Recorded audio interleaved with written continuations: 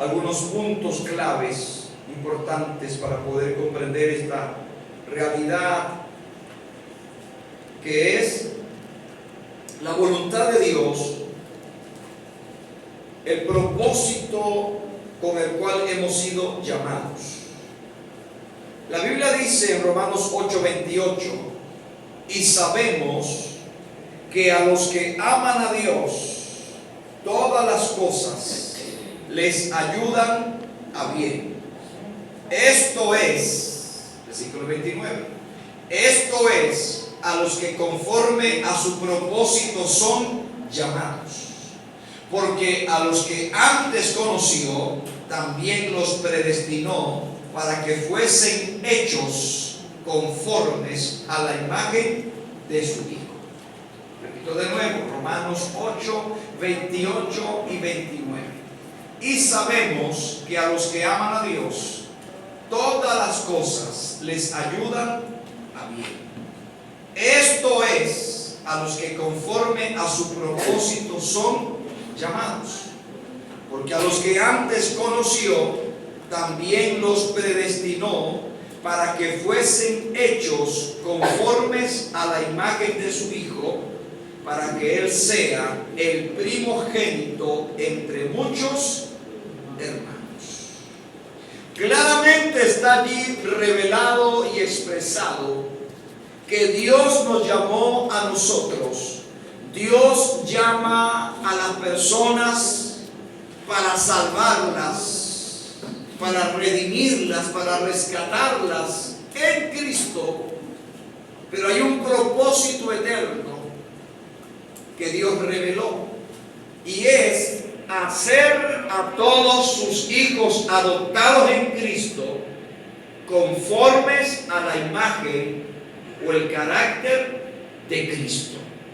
Dios ha comenzado en nosotros desde el día en que nacemos de nuevo. Dios comienza un proceso en nosotros hasta llevarnos a la plena madurez en Cristo, transformando nuestro carácter a la imagen perfecta de su Hijo eterno, Jesús. Amén. Esto es lo que conocemos como el proceso de la madurez espiritual. La semana pasada hablaba acerca de los elementos que influyen en ese proceso de madurez. Y lo primero es el tiempo. La madurez espiritual toma tiempo. Segundo, la madurez espiritual tiene que ver con crecer en conocimiento. No podemos madurar sin crecer en el conocimiento de Dios, en el conocimiento de su palabra. Porque es a través de la Escritura que Dios va a obrar los cambios poderosos en nuestras vidas, notables en nuestras vidas. Porque dice que toda la Escritura es útil para enseñar, para redarguir, para corregir, para instruir en justicia, a fin de que el hombre de Dios o la persona de Dios sea perfecto. Allí perfecto significa maduro. Sea perfecto, enteramente o completamente preparado para toda buena obra. Necesitamos entonces crecer en conocimiento, en entendimiento de la palabra, y eso toma tiempo. Lo tercero, el tercer elemento que está involucrado en el proceso de la madurez espiritual es la experiencia. Necesitamos experiencias, vivir situaciones, pruebas, dificultades que nos hagan crecer, que nos hagan madurar. El sufrimiento, el padecer es algo determinante y muy usual en Dios y en su palabra para llevar a sus hijos a la madurez. Según Hebreos capítulo 2, versículo 10, dice que Jesús Jesús aprendió la obediencia a causa del sufrimiento. Jesús como hombre tuvo que padecer, tuvo que sufrir para perfeccionarse como hombre, para alcanzar la estatura espiritual como hombre de Dios. Si el propio Hijo de Dios necesitó pasar por esas experiencias para poder alcanzar la estatura plena, cuanto más nosotros. Entonces esos son los tres elementos que compartimos: el tiempo, el conocimiento y la experiencia.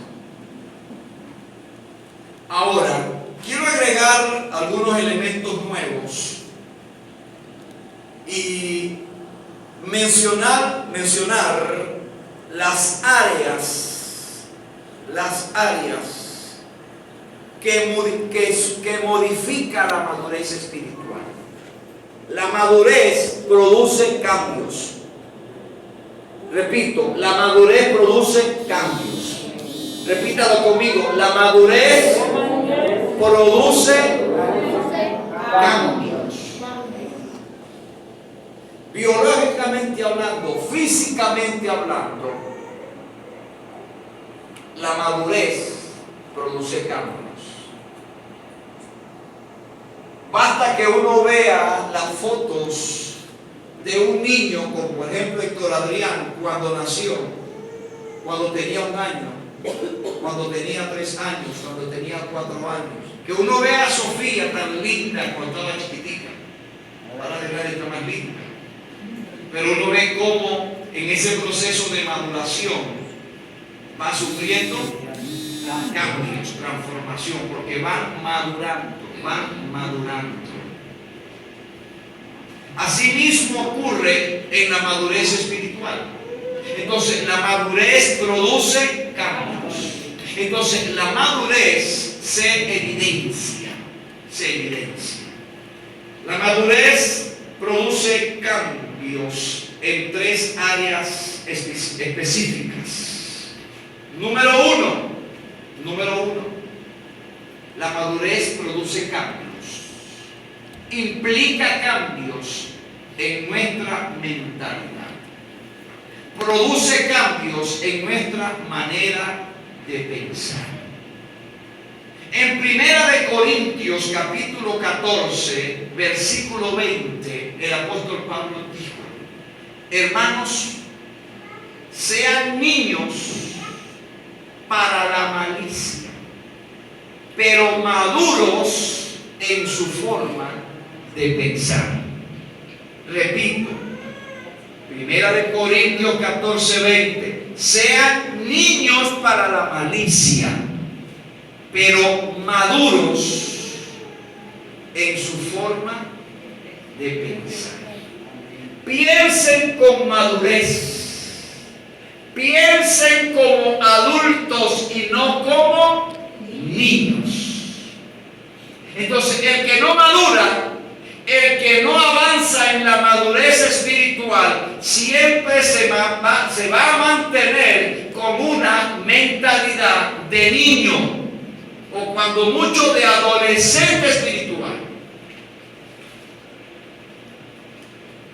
A esos niños espirituales, en 1 Corintios capítulo 3, Pablo los llamó carnales. 1 Corintios capítulo 3. Y dijo Pablo: y no sois carnales, y no sois niños, si piensan como tales. Y por eso es que precisamente le dice a los corintios: sean niños para la malicia, sean inocentes, sean niños inofensivos, sanos para la malicia, pero maduros, adultos espirituales en su manera de pensar. Entonces, la madurez, ¿dónde produce cambios? ¿Aló? ¿Están aquí? En la manera de pensar. Es normal que un niño en un momento sienta que su papá y su mamá no lo quieren porque lo regañan, porque le llaman la atención, porque le dicen que no en un momento, y puede pensar: mi papá y mi mamá no me quieren, porque si me quisieran me dijeran que sí. Eso se justifica en el pensamiento de un niño, pero no se justifica en el pensamiento de un adulto. Pero muchas veces estamos pensando como niños. Ese pastor no sirve, mi iglesia no sirve, mis líderes no sirven, porque no son como los de la otra iglesia.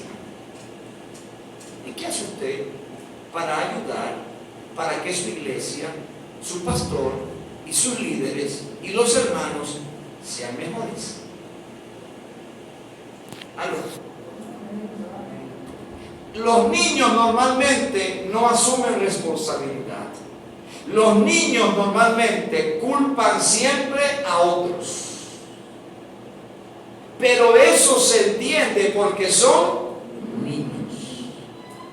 Entonces la Escritura nos llama primeramente a pensar como adultos. Nos llama a pensar con madurez espiritual, maduros en su manera de pensar. Den un aplauso al Señor.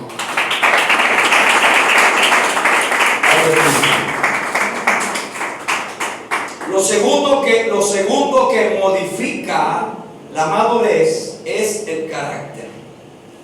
Repito, lo segundo que modifica o cambia la madurez es el carácter. Cuando alguien está madurando, cuando alguien está alcanzando madurez, o cuando alguien tiene madurez, su carácter cambia. Su carácter cambia. Su carácter es diferente. Tiene mayor compromiso, tiene mayor responsabilidad, tiene un carácter de adulto. Asume compromisos y los cumple. Acepta retos de liderazgo y lo asume con responsabilidad. Porque su carácter cambia, su carácter mejora, su carácter se perfecciona. Si era un cascarrabia, cada vez es menos cascarrabia. Si era explosivamente iracundo, aprende a controlar la ira. Y es aquí donde aprendemos, porque a veces decimos, es que fulano tiene carácter. Y decimos que tiene carácter porque es un malcriado, porque es un grosero, porque no se le queda callado a nadie. Y muchas veces eso no es que tiene carácter. Sí tiene carácter, pero un carácter no formado. Tiene mal carácter.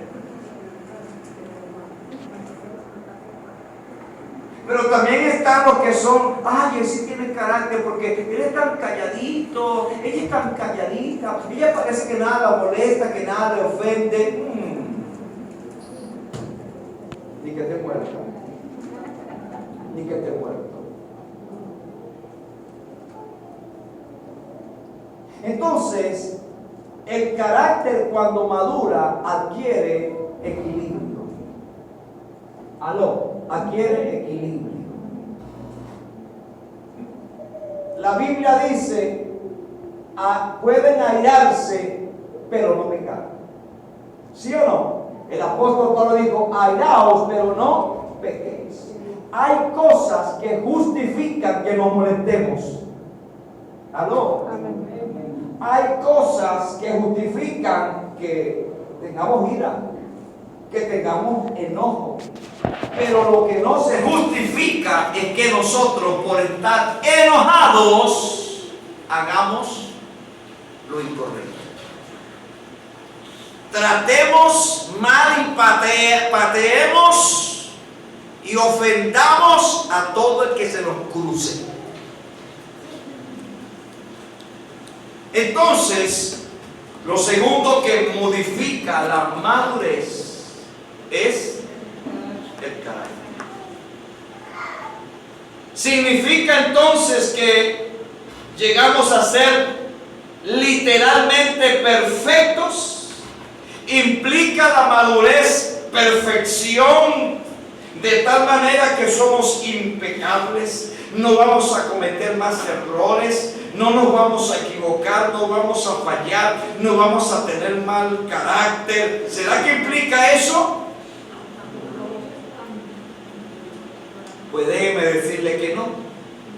Más adelante voy a mostrarle que existen dos tipos de madurez o dos tipos de perfección que van a producirse y se están produciendo en nosotros. Entonces, lo segundo que modifica la madurez es el carácter. Lo tercero que modifica la madurez es la conducta. La conducta, diga la conducta. La conducta. ¿Qué es la conducta? El comportamiento. El comportamiento. El cómo actuamos, el cómo vivimos. Vea, modifica la manera de pensar, que es la actitud que asumimos ante la vida. Modifica nuestro carácter y modifica nuestra conducta. Pablo llamó a los corintios no solamente a pensar como adultos espirituales, como maduros, sino que los llamó a que eso, los llamó a tener conductas de hombres y mujeres espirituales, de hombres y mujeres con madurez. Pablo dijo: ¿cómo no les voy a llamar niños y carnales si oigo que entre ustedes hay celos, hay contiendas, hay disensiones, hay divisiones, y divididos por líderes? Porque esa iglesia, producto de esa inmadurez, estaba dividida en torno a líderes. Unos decían: yo soy de Pablo, yo soy de la línea de Pablo. Otros decían: yo soy de la línea de Pedro. Y otros decían: yo soy de la línea de Apolos. Y otros quizás que se creían más espirituales decían: nosotros somos de Cristo. Y dijo Pablo: ¿acaso está Cristo dividido? ¿Quién es Pablo? ¿Quién es Cefas? ¿Quién es Apolos? Sencillamente somos colaboradores de Dios, somos siervos de Dios, ungidos y capacitados por Dios para trabajar con Él, para servirle. Ustedes son edificio de Dios, ustedes son labranza de Dios, y nosotros somos servidores de Dios. Tanto yo, Pablo, tanto Pedro como Apolo, somos una misma cosa, porque hemos sido llamados al Señor para la misma obra. Independientemente de que hagamos cosas diferentes, tenemos el mismo propósito. Entonces aquí no se trata ni de Pablo, ni de Pedro, ni de Apolo, sino de Cristo. Amén. Eso que revelaba la inmadurez de ellos. El mal manejo de los dones espirituales también es algo que Pablo trata allí.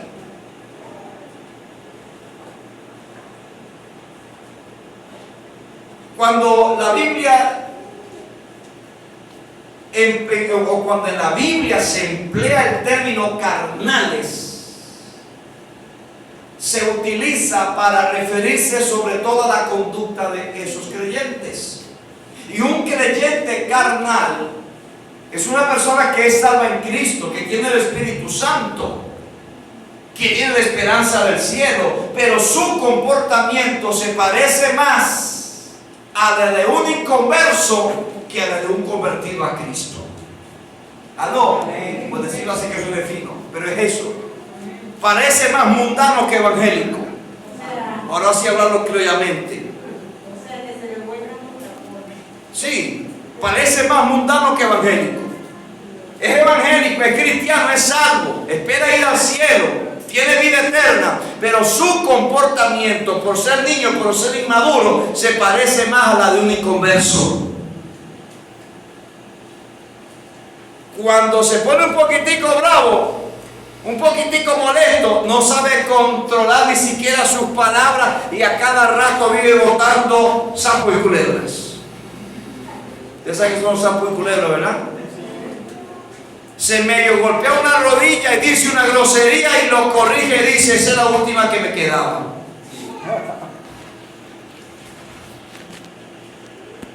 Entonces,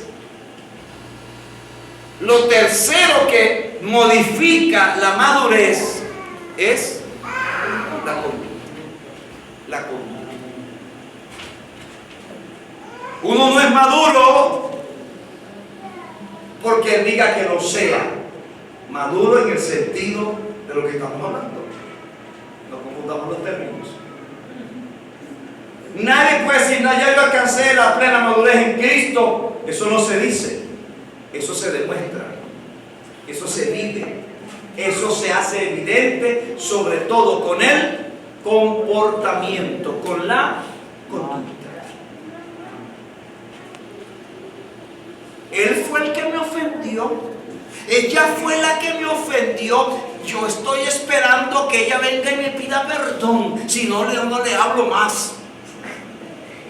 Y cuando la vea, la mato con los ojos. Y si viene por aquí, me voy por allá.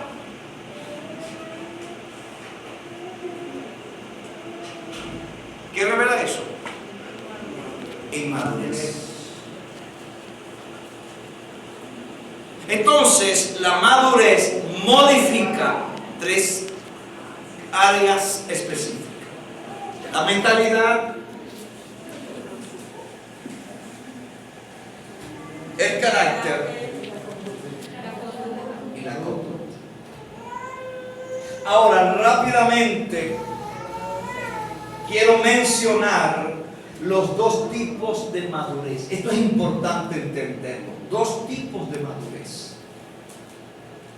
o dos tipos de perfección.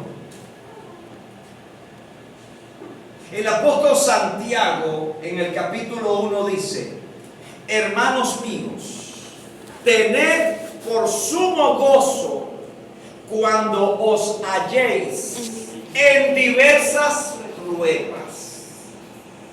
¿A cuánto le es fácil eso? A mí no me es fácil. Dice: tengan por máximo gozo cuando estén llenos de pruebas. Eso no es fácil. Pero a lo que estamos llamando. ¿Y cómo es posible?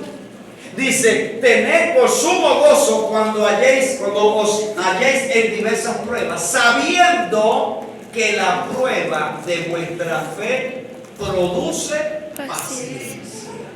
Mas tenga la paciencia su obra completa, para que seáis perfectos y cabales, sin que le falte cosa alguna. Yo me encontré ahora con ese texto y decía: Señor, sé que yo he alcanzado paciencia, pero Él dice que tenga la paciencia, su obra completa, sin que os falte cosa alguna. Señor, ¿cuántas cosas me faltarán todavía? Mas tenga la paciencia. No, yo tengo mucha paciencia en el Señor, gloria a Dios. Pero ¿sabe qué? La paciencia es el comienzo. La paciencia es lo primero que se ve del desarrollo de ese carácter. La paciencia, el aguante, es lo primero que se ve. Dice: pero tenga la paciencia, su obra completa, para que seáis perfectos. Hay una palabra perfecto, lo mismo que decir maduros y cabales, completos, sin que les falte cosa alguna. lo que dijo Pablo en Efesios 4, hasta que lleguemos a la estatura plena del hombre perfecto en Cristo. En Filipenses 1:6 dijo Pablo, el que comenzó, dice, estando persuadidos de esto, que el que comenzó la buena obra en vosotros, la perfeccionará hasta el día de Jesucristo. Amén. El apóstol en el mismo Filipenses, en el capítulo, creo que el capítulo 2, donde Pablo habla y dice, hermanos, no que ya lo haya alcanzado, ni que sea perfecto ya.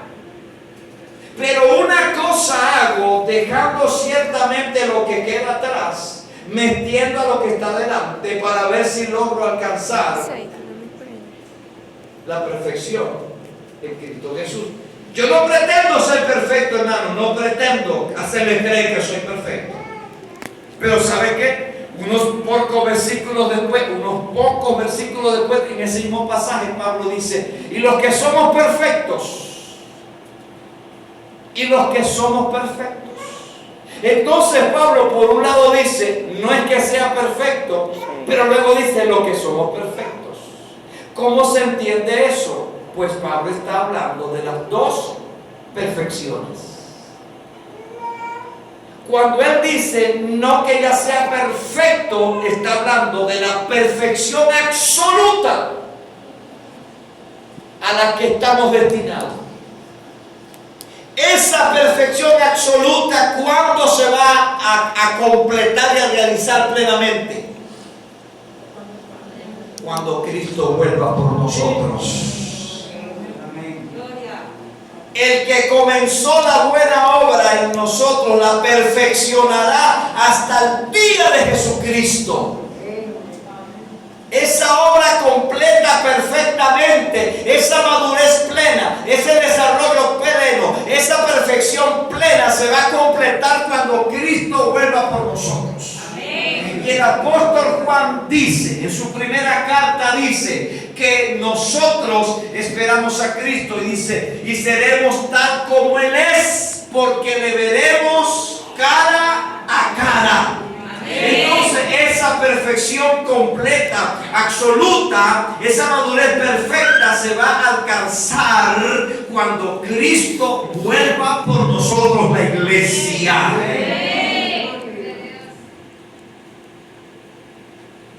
¿Ya se está trabajando en esa perfección? ¿Ya se está trabajando en esa madurez? Sí. Pero esa perfección, esa madurez absoluta, repito, solo se completará plenamente. La vamos a adquirir plenamente cuando Cristo vuelva y nos encontremos con Él. Pero hay una madurez que es la segunda, que es la madurez parcial,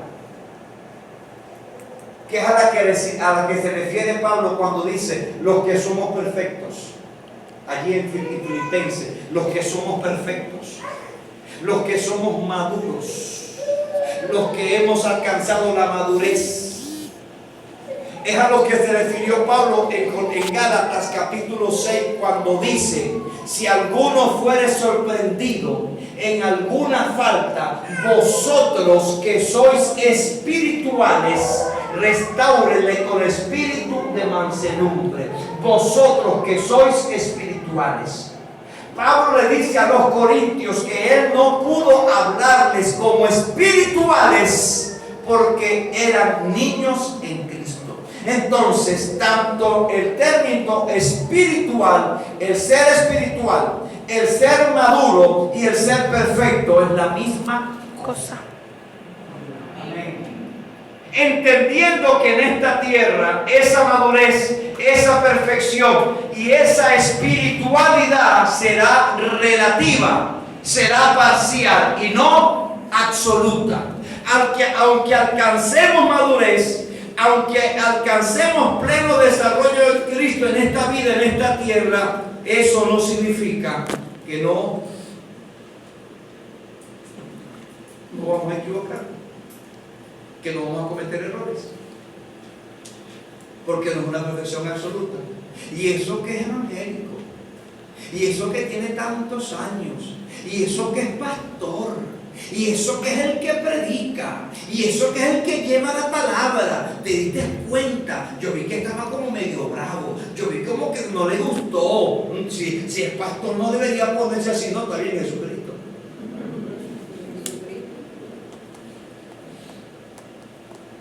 Porque Jesucristo un día se puso bravo allá en el templo, cuando lo convirtieron en el templo, en un mercado libre. ¿Y sabe qué hizo Jesucristo? Acabó con el mercado. Se puso bravo, agarró unas cuerdas, hizo unas correas y les cayó, como decimos criollamente en Venezuela, les cayó a cuerazos y puso orden en la casa de Dios. Entonces hay veces que uno tiene que molestarse y ponerse bravo para poner orden en la casa de Dios y en la casa donde uno vive. Dar un aplauso a Cristo.